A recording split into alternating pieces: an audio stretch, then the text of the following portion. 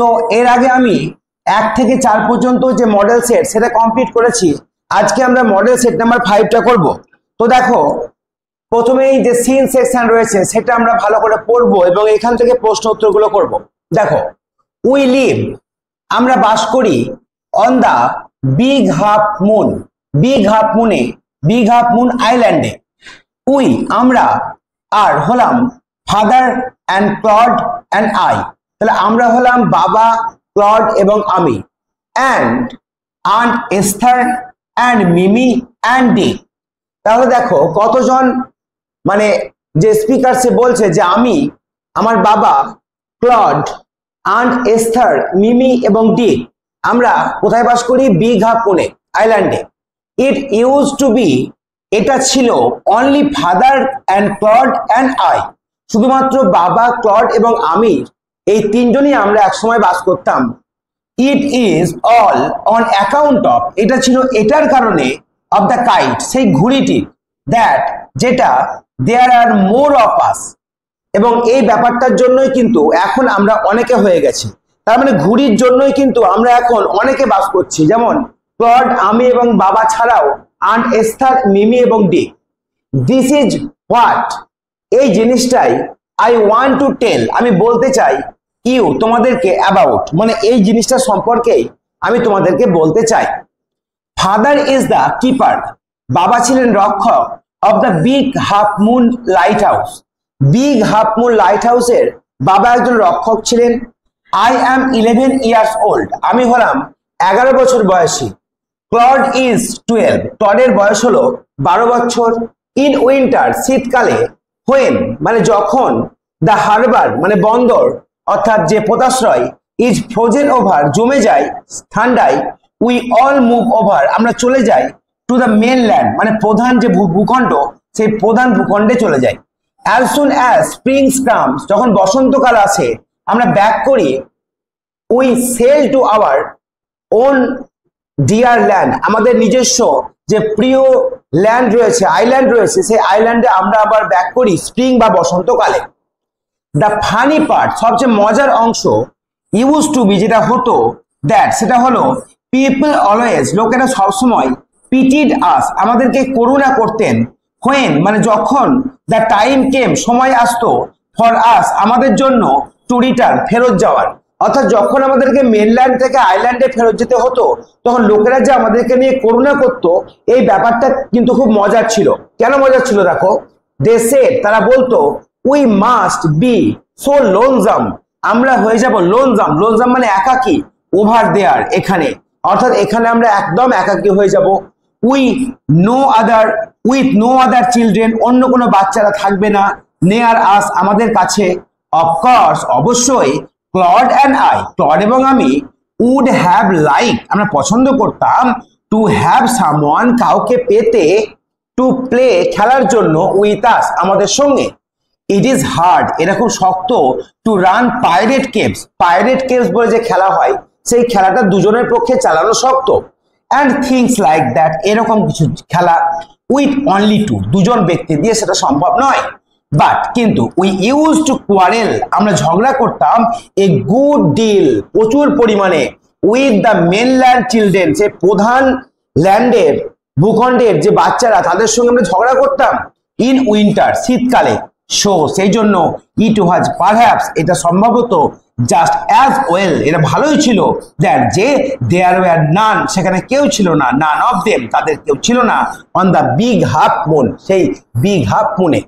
Clod and I, Claude এবং আমি, never quarrel কখনো ঝগড়া করতাম না। এবার আমরা এখান থেকে প্রশ্ন উত্তরগুলি করব। দেখো প্রথমে 1 নম্বর দেখো, যে এরা কি বলেছে, এটা বলেছে তোমাদের মাল্টিপল চয়েস প্রশ্ন উত্তর, তাই তো। Choose the correct alternative to complete the following sentence, অর্থাৎ 4টের মধ্যে একটা অপশনকে চয়েস করতে হবে। দেখো 1 নম্বর, বিফোর মিটিং আন্ট এস্থার মানে আন্ট এস্থার বা কাকিমা এস্থারের সঙ্গে দেখা হওয়ার আগে, দ্য ন্যারেটর ওয়াজ লিভিং মানে বক্তা বাস করছিল, অ্যালন একা, উইথ হার পেরেন্টস তার বাবা মায়ের সাথে, with the children of the mainland প্রধান ভূখণ্ডের বাচ্চাদের সাথে, নাকি with her father and brother, father এবং ব্রাদার মানে বাবা এবং কি বলেছিল তার ভাই ক্লড, তাহলে এটা হবে অপশন ডি সঠিক অ্যান্সার। তারপরে দেখো 2 নম্বর, people pitied for the narrator, লোকেরা ওই ন্যারেটর বা বক্তার জন্য খুব দুঃখ প্রকাশ করতো। কেন, কিসের জন্য? কারণ ওদের সলিটারি লিভিং, মানে সলিটারি মানে একা একা নির্জনে বাস করার জন্য, যে একা একা থাকবে, কেউ থাকবে না সঙ্গে, তার জন্য তারা দুঃখ প্রকাশ করতো। এবার চলে এসো বি, ট্রু ফলস এবং সাপোর্টিং স্টেটমেন্ট। তো প্রথমে আমাদেরকে ট্রু ফলস করতে হবে এবং তারপরে আমাদেরকে এখান থেকে যেটা আমাদের ট্রু ফলস আমরা বুঝতে পারছি যে লাইনটা থেকে, সেই লাইনটা আমাদের সাপোর্টিং স্টেটমেন্ট হিসাবে তুলে দিতে হবে। যেমন ধরো, the narrator and her brother, narrator এবং তার ভাই ইউজ টু কোয়ারেল, ঝগড়া করতো with the children of that island, সেই আইল্যান্ডের বাচ্চাদের সঙ্গে। না, সেখানে তো কোনো বাচ্চাই ছিল না, তাহলে এটা কি হবে? এটা হবে ফলস। আচ্ছা বলো তো সাপোর্টিং স্টেটমেন্ট কোনটা হবে? বলো। দেখো সাপোর্টিং স্টেটমেন্ট হবে তোমার এইটা, যে এইটা দেখো সাপোর্টিং স্টেটমেন্ট হবে only two, but we used to, দেখো but we used to quarrel a good deal with the mainland children in winter, শীতকালে আমরা মেনল্যান্ড চিলড্রেন সঙ্গে ঝগড়া করতাম। এবং শীতকালে আমরা কোথায় ছিলাম? আমরা ছিলাম আইল্যান্ডে নয়, মেনল্যান্ডে ছিলাম। তাহলে এটা হবে, এটা লিখতে পারো। অথবা লিখতে পারো এইটা, যে it was perhaps just as well that there were none of them on the big half moon, এটাও লিখতে পারো যে বিগ হাফ মুনে তাদের কেউ ছিল না, সেই কারণে তারা, এটাও লিখতে পারো। আবার এটাও লিখতে পারো Claude and I never quarrel, Claude এবং আমি কখনো ঝগড়া করিনি, এটাও লিখতে পারো। আর তিনটে সেন্টেন্স থেকেই বুঝতে পারা যাচ্ছে যে ওরা কিন্তু ঝগড়া মানে মেনল্যান্ড আইল্যান্ডে করতো না, মেনল্যান্ডে করতো। ঠিক আছে, তারপরে দেখো, তারপরে চলে এসো তোমাদের কোশ্চেন নাম্বার 2। দেখো, দে মুভড ওভার টু মেনল্যান্ড, তারা প্রধান ভূখণ্ডে যেত at the advent of spring, বসন্তকালের আগমনে, না শীতকালের আগমনে। তাহলে এটা কি হবে? এটাও হবে ফলস, আগেরটাও ফলস ছিল, দুটোই ফলস। দেখো এখানেও কিন্তু দুটো তোমার সাপোর্টিং স্টেটমেন্ট হতে পারে, যেখান থেকে বুঝতে পারছো যে তারা মুভ করতো কোথায়? ওই মেনল্যান্ডে শীতের আগমনে। তো মেনলি একটা সেন্টেন্স আমরা দিব এখানে। দেখো দেখো কখন ওরা মেনল্যান্ডে যেত, ঠিক আছে? দেখো দেখো as soon as the spring comes back we sail to our own dear island, তাহলে বসন্তকালে আমরা ফিরে আসতাম আইল্যান্ডে, এটাও হবে। আবার বলতে পারো in winter, শীতকালে we when the harbor is frozen over we all move over to our mainland, এটাও বলতে পারো। দুটো সেন্টেন্সে বুঝতে পারছো যে এই যে সেন্টেন্সটা দেওয়া আছে তোমাদের, এটা ভুল। কি করে? এখানে কি বলছে যে আমরা মেনল্যান্ডে যেতাম বসন্তকালের আগমনে, তাহলে এটাও বলতে পারো এই সেন্টেন্সটা থেকে যে শীতকালে আমরা যেতাম, অথবা বলতে পারো বসন্তকালে ফিরে আসতাম, যেটা বলবে সেটাই হবে। তারপরে আমরা চলে যাব কোশ্চেন নাম্বার 2, অর্থাৎ পোয়েম। এই পোয়েমটা পড়ে আমাদের আনসার করতে হবে। দেখো, গিভ দাও বাট হিজ হর্নস তার সিংকে দ্য স্লাইটেস্ট টাচ, সামান্যতম স্পর্শ। হিজ সেলফ কালেক্টিং পাওয়ার, তার আত্মসংবরণ ক্ষমতা ইজ সাচ, এতটাই। হি শ্রিং, সে গুটিয়ে নেয় ইনটু হিজ হাউস, তার বাড়ির মধ্যে, উইথ মাচ ডিসপ্লিজার, মানে ডিসপ্লিজার মানে খুব কষ্টের সঙ্গে বা নিরানন্দের সঙ্গে। হোয়ার এভার, যেখানেই হি ডুয়েলস, সে বাস করে। হি ডুয়েলস অ্যালন, সে একা বাস করে। এক্সেপ্ট হিমসেলফ, নিজেকে ছাড়া। হ্যাজ চ্যাটেলস নান, তার কোনো সম্পত্তি নেই। উই ওয়েল স্যাটিসফাইড, সে যথেষ্টই সন্তুষ্ট। To be his own whole treasure, তার যে সম্পূর্ণ সম্পত্তি অর্থাৎ চ্যাটেল, অর্থাৎ তার নিজেকে ছাড়া তার সম্পত্তি নেই, মানে নিজেকে নিয়ে সে যথেষ্ট স্যাটিসফাইড বা সন্তুষ্ট। এটা আমরা জানি স্নেল থেকে দেওয়া হয়েছে। চলো এখান থেকে আমরা এমসিকিউ কোশ্চেন করবো। দেখো 1 নম্বর, স্নেল শ্রিংস উইথ মাচ, মানে স্নেল নিজেকে গুটিয়ে নিত হেজিটেশন বা দ্বিধার সঙ্গে, না কন্টেন্ট সন্তুষ্টির সঙ্গে, না আনহ্যাপিনেস অর্থাৎ অখুশির সঙ্গে, বা বলতে পারো যে দুঃখের সঙ্গে। হ্যাঁ এটা হবে। অ্যাপ্রুভাল করবে না এরকমও নয়। ঠিক আছে, তারপরে দেখো 2 নম্বর, স্নেল প্রিফার্স এ, স্নেল কিরকম জীবন যাপন করতো? সলিটারি লাইফ, মানে একাকী জীবন। হ্যাঁ এটা হতে পারে।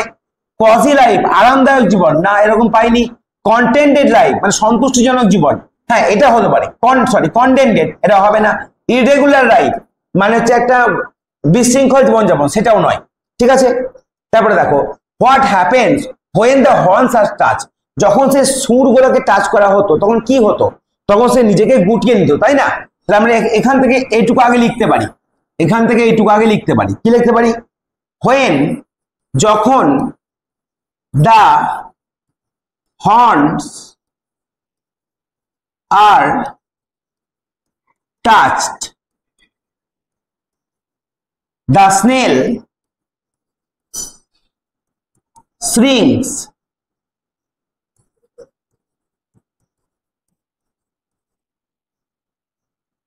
himself into his house,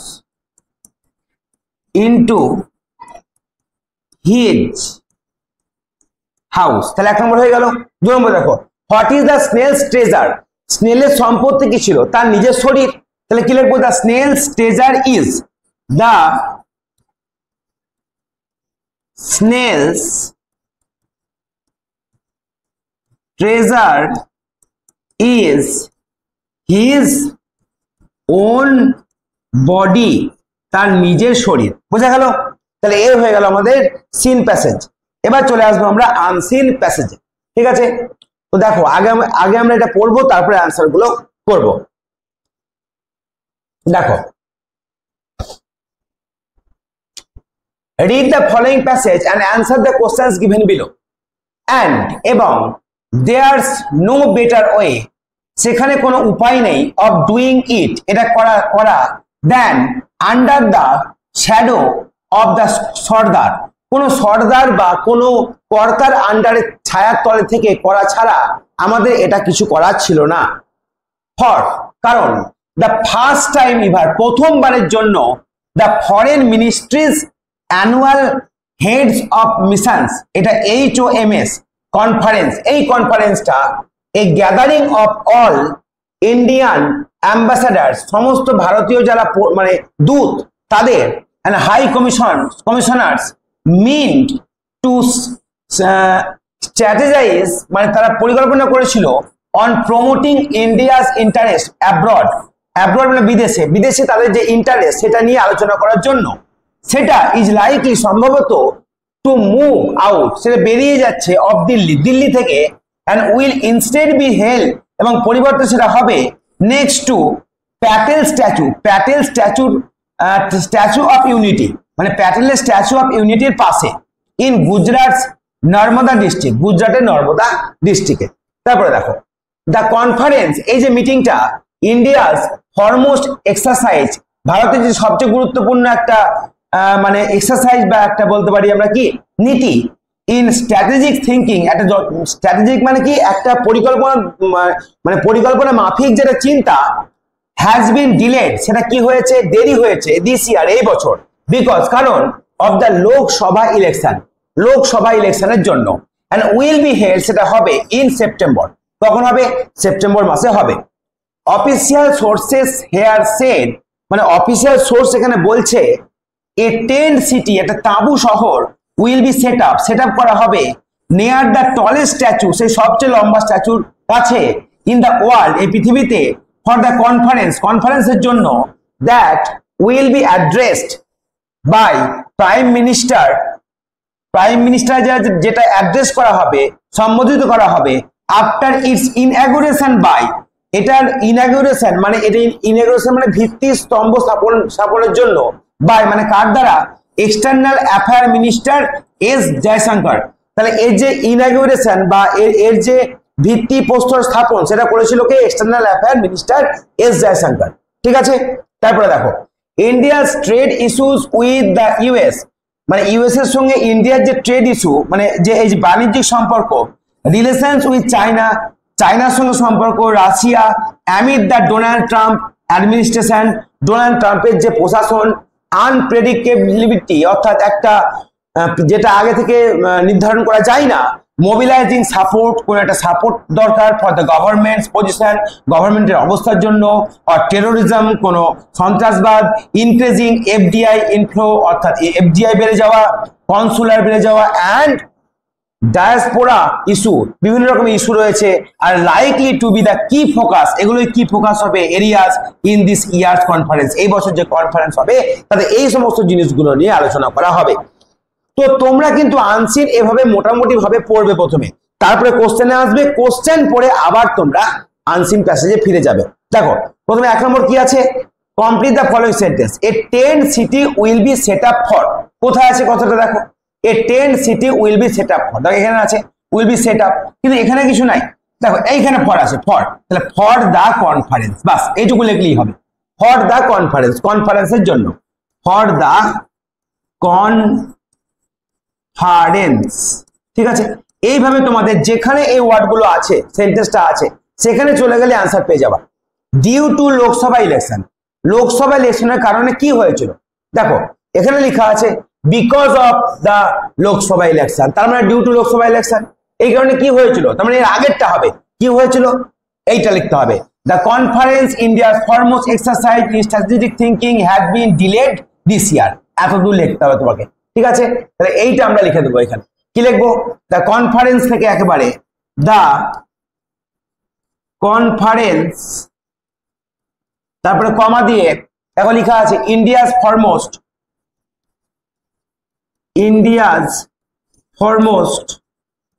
foremost নিয়ে একেবারে ডট ডট দিয়ে দাও, নিয়ে একেবারে আমরা লিখবো ডিলেড দিস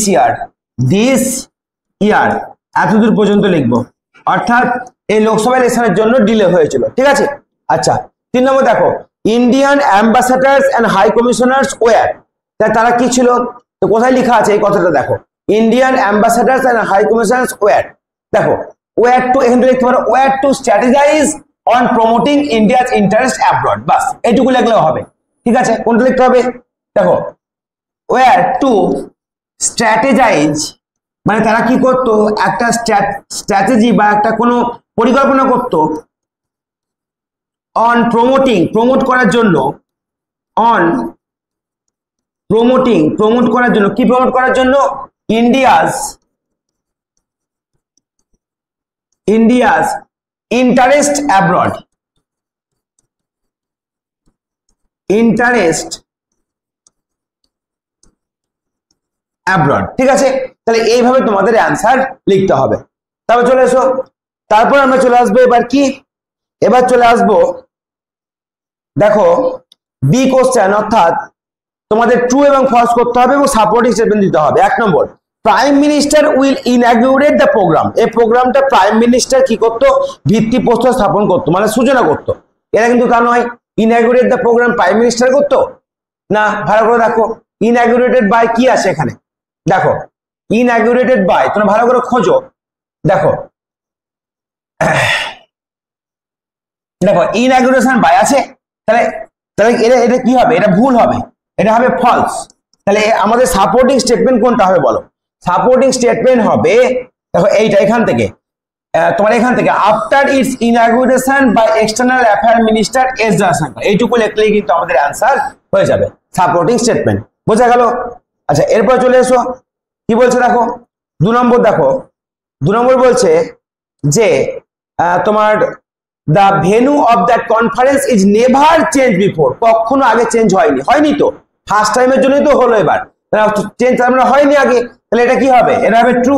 আর কোনখান থেকে বুঝতে পারছো এটা ট্রু হবে, যে আগে কখনো চেঞ্জ হয়নি, দেখো এখানে লেখা আছে ফর দ্য ফার্স্ট টাইম, প্রথমবারের জন্য, for the first time ever the foreign ministry's annual head of the mission conference, a gathering of all Indian ambassadors and high commissioners mean to strategize on promoting India's interest abroad is likely to move out of Delhi and will instead be held next to Patel's Statue of Unity in Gujarat, Narmada district.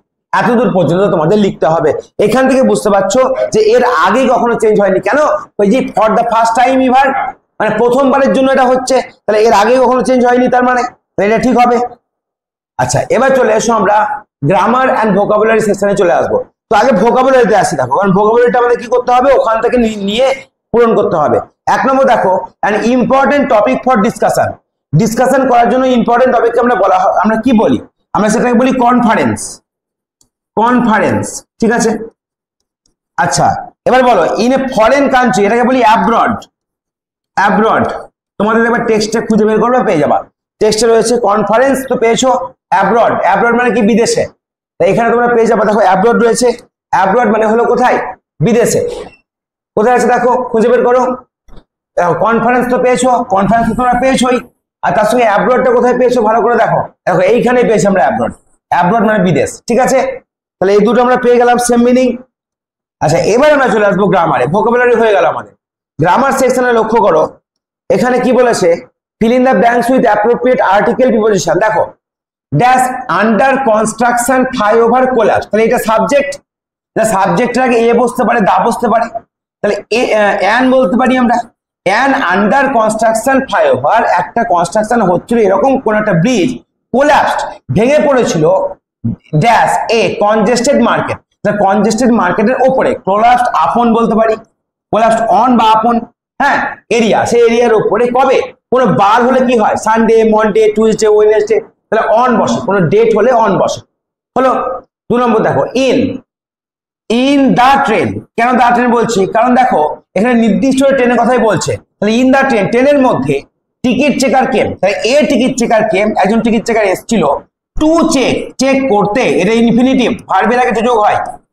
Infinitive, ভার্বের আগে two যোগ করা হয়, infinitive. To check my ticket, আমার ticket check করার জন্য, ঠিক আছে। আচ্ছা, এবার দেখো ডু অ্যাজ ডিরেক্টেড, কি আছে? Voice change. এটা আই হচ্ছে subject, I was bringing verb, are the kite object, are from the house এটা আমরা সাবজেক্ট বা অবজেক্ট কিছুর মধ্যে ধরবো না, কারণ এটা প্রিপোজিশনাল পার্ট, ঠিক আছে। এবার আমরা দেখবো কি করে করি। প্রথমে লিখবো দ্য কাইট, অবজেক্টটা আগে আসবে, তাহলে কি লিখবো? The kite. তারপরে ওয়াজের জায়গায় আমরা ওয়াজের জায়গায় ওয়াজের বসাবো। তারপরে আইএনজির জন্য বিইং বসাবো। তারপরে ব্রিং এর 3 নম্বর হচ্ছে ব্রট, ব্রট হলো। এবার ফ্রম দ্য হাউসটা বসিয়ে দেবো। তারপরে লাস্টে বাই বসাবো। ফ্রম দ্য হাউস বসিয়ে দিলাম। তারপরে লাস্টে লিখবো বাই মি, আই আছে, তাহলে হবে বাই মি। তাহলে এ হয়ে গেল voice change. The kite was, the কাইটটা আগে এলো, তারপরে ওয়াজ, তারপরে আইএনজির জন্য বিইং, তারপরে ব্রিং এর past participle form 3 number form ব্রট, from the house বসিয়ে দিলাম বাই মি, ঠিক আছে। তারপরে দেখো এটা কমপ্লেক্স সেন্টেন্স বা জটিল বাক্যে করো। কি বলছে? অ্যান্ড দিয়ে যুক্ত আছে, তাহলে এটা কোন বাক্য? এটা হচ্ছে কম্পাউন্ড সেন্টেন্স। তাহলে এটাকে কমপ্লেক্স করতে হবে। যদি, তবে, যখন, তখন, যেন, তেন, তখন, তাকে বলা হয় কমপ্লেক্স। আর এবং, কিন্তু, অথবা থাকলে হয় কম্পাউন্ড। তাহলে দেখো, দ্য উইন্ড ওয়াজ গ্লোরিয়াস, খুব ভয়ঙ্কর বাতাস ছিল, অ্যান্ড ইট সোর্ড, মানে এটা উঠতে শুরু করেছিল। তাহলে কিভাবে বলবো আমরা? যেহেতু, অ্যাজ বলতে পারি, অ্যাজ, যেহেতু দ্য উইন্ড ওয়াজ গ্লোরিয়াস, যেহেতু বাতাস ছিল ভয়ঙ্কর, কমা দিয়ে দাও, নিয়ে লেখো ইট সোর্ড, এটা উঠতে শুরু করেছিল, হয়ে গেল। তারপরে দেখো 3 নম্বর, এটা উল্টো। এটা কি বলেছে? সিম্পল সেন্টেন্স, মানে সিম্পল সেন্টেন্স তৈরি করো, অর্থাৎ দুটো সেন্টেন্সকে একটা সিম্পল সেন্টেন্সে তৈরি করো। হি কমপ্লিটেড হিজ ক্লাস, সে তার ক্লাস কমপ্লিট করেছিল। He went to the headmaster's room, সে হেডমাস্টারের ঘরে গিয়েছিল। আমরা বলতে পারি সে তার ক্লাস কমপ্লিট করার পর হেডমাস্টারের ঘরে গিয়েছিল। তাহলে এখানে কমপ্লিটটাকে আমরা আইএনজি ফর্মে নিয়ে আসতে হবে। কমপ্লিটিং, কমপ্লিটিং বা আফটার কমপ্লিটিং বলা যায়। Completing his class, class complete করার পর, এখানে আফটারও যোগ করতে পারো।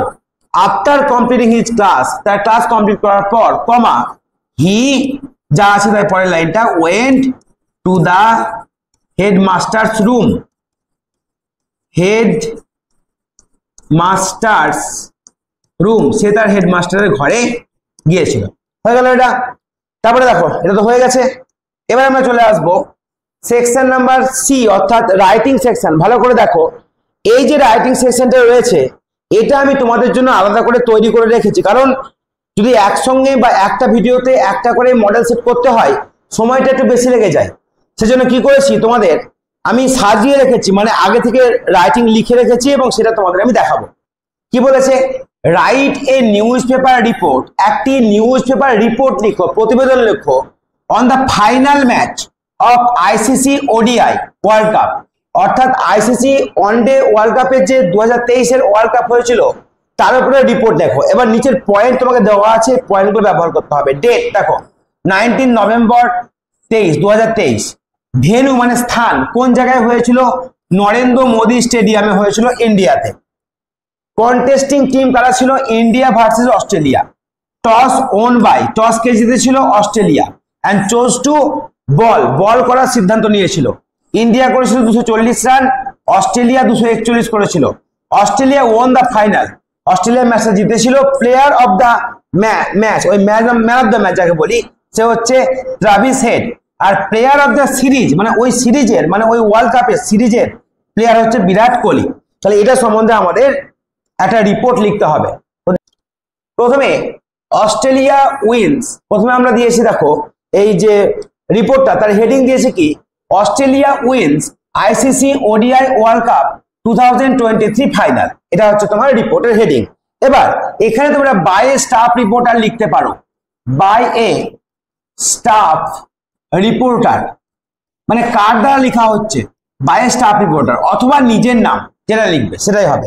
ঠিক আছে, তারপরে দেখো দ্য ফাইনাল ম্যাচ, যে ফাইনাল ম্যাচটি of the ICC ODI world cup 2023, ICC ODI world cup 2023 এর যে ফাইনাল ম্যাচ ওয়াজ প্লেড, খেলা হয়েছিল on 19th November, 19 November at Narendra Modi stadium in India, ভারতের নরেন্দ্র মোদী স্টেডিয়ামে। দ্য ম্যাচ ওয়াজ, ম্যাচটি ছিল বিটুইন দুইয়ের মধ্যে। কোন দুইয়ের মধ্যে? ইন্ডিয়া অ্যান্ড অস্ট্রেলিয়া, ইন্ডিয়া এবং অস্ট্রেলিয়ার মধ্যে। তাহলে বিটুইন মানে দুইয়ের মধ্যে, তাহলে ম্যাচটা ছিল ইন্ডিয়া এবং অস্ট্রেলিয়ার মধ্যে।